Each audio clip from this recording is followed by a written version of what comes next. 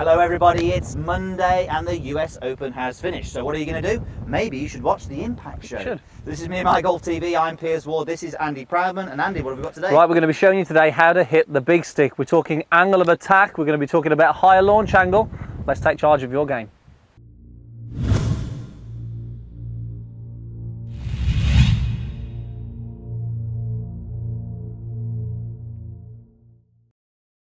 Okay, so this is part one of the Impact Show. This is where we answer questions on your golf swing to help create more impact in your game. Yes, if you want to have your questions answered, then please go to our Facebook, Instagram and Twitter and post your questions on this week's topic. We could be answering yours. Absolutely. And as we said, this is part one. So part one on YouTube, part two on meandmygolf.com. So, Andy, US Open has just gone by. US Open has just gone. It's well Monday done, now. Sergio Garcia for winning. Yes, well done, Sergio, yes.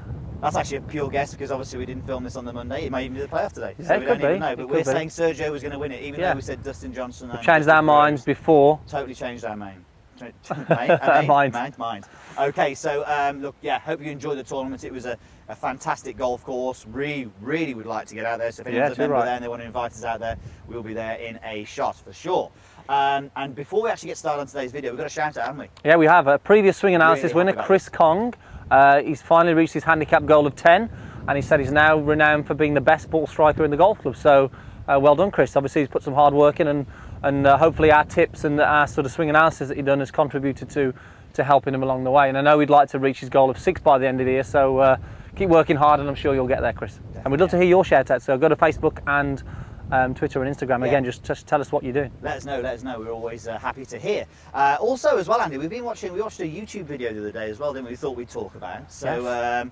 From a couple of other YouTubers, obviously, and they're involved in golf, and they are little toe rags, from what Mr. Rick Shields would actually call them. That's one way of describing it. That's one way of describing. So, Andy, what was the video about? So, yeah, so they've done a video on just general golf stuff, what's happened over the week, and some just general YouTube reviews and impressions, and well, yeah, they do some impressions of us and Rick Shields and Pete Finch. So if you've not seen those guys, have a look in this little box. Click in the box here and go and have a good laugh. Have a look.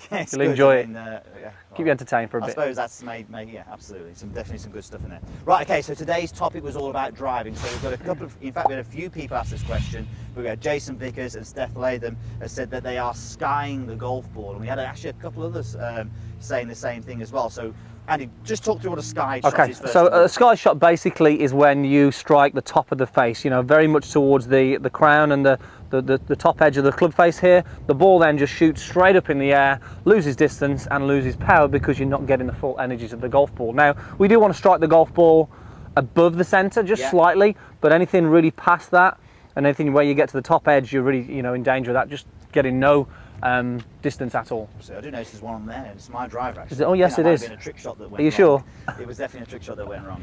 Okay, so that's interesting. That okay, what can cause this? So okay, do you want to go through a few things? Yes, I mean when anybody gets the sky, it's basically because the club is coming too much down on the golf ball. A lot of people think it's actually the other way where they're sweeping underneath it, but there's basically with the driver the club is striking too much down on the golf ball. Now. We talk about this all the time, Pierce. We want to sweep the golf ball off the tee, so the angle of attack with the driver is really crucial. So setup needs to be spot on to allow for this, but then what we do in the golf swing is crucial also. So the first thing we would say then, guys, for you that you need to check is your setup. So we'll start with the setup, and a couple of key things we want to make sure we do is, first of all, we want to have the ball forward in the stance. Now, don't guess with this. Make sure you maybe place a club down or a alignment stick, but get that golf ball forward in the stance, at least up towards this left heel. Because the more back in the stance it is, then generally the more that club is travelling down when you hit the golf ball. Absolutely. So the first thing is get the ball up in the stance. Now what we often see from here is when people move the ball forward, they tend to move their chest forward as well, and their spine now is leaning towards the target, their weight is on the lead leg. Now we don't want that because that really negates the ball going forward. That's obviously exaggerated there, isn't it? But I mean, you know, when we say that, sometimes we do see people in that position. Definitely. So what we want to do, we want to have the ball forward. We want to have 55 to 60% weight on the right side, but we call this the K-bomb, where we want to actually tilt the spine back behind the golf ball. So we're in this position where the spine is more tilted away. This is now going to allow for more of a sweeping motion through the golf ball. So you're in a position now where the ball's forward. The bottom of the swing now will hopefully be more behind or just in front of the ball here, should I say, and that's going to enable you now or set you up certainly to produce a better angle of attack piece. And we spoke about this a little bit the other day in the swing analysis we did for the Bryan brothers, and how they are very good at getting behind the golf ball in the setup to allow for that launching motion. And it's something we talk about a lot, you know. I mean, you know, this is ball position forward, spine, but it's something that we see all the time. So make sure that if you are somebody who's struggling and you get this sky shot, just check it. I mean, even if you're not struggling with that, just check it anyway. You'll probably find that if you are skying the golf ball, that that's the root cause. Yeah, the first generally part is the most important thing to do, because if you get the setup right, it can actually help you then into your backswing. So Andy, what are we looking for there? Right. Okay. So let's talk about what we generally see. So we've got a good setup now. For, you know, what we see generally is the steep angle piece. So what can happen a lot of time, the club can go too much up and then too much down. So now it's a plane problem where the club is above the plane and then swinging down and across the plane. Yeah. And this is, again, that's adding the steepness in. Yeah. So that's where it could cause that sky. Another one we see is where the club sometimes swings underneath the swing plane, and then on the way down, it still comes back over, and there's that steepness again. You can see the angle of the club is coming down there now, really difficult to hit the middle of the face. And that's with the club, but what can the body do as well? What can the upper body do in the backswing? In the backswing, in terms of? In terms of not actually transferring weight and not getting through to the right side, actually leaning toward the target. Oh yeah, definitely. We get this reverse spine when the club comes up, and then from here, you can't start with the lower body very well. So you can see that your back is angled towards the target almost. That position we call that reverse spine angle. Definitely. Again, that can really cause that steep downswing. So what we want then, so this is a great little drill. We call this low to high, into out. We want to get the club traveling a little bit lower on the way back, okay, higher on the way through, but also we want the path to change. So we want the path a little bit more in on the way back and then out on the way through. So let me demonstrate this to the side of the golf ball. So we're going to go low to high. But as you can see, I'm doing this as well. The club is tracing low to high, but it's also in to out. So I'm underneath the plane on the way back, above the plane on the way through. This is more of a path to the right.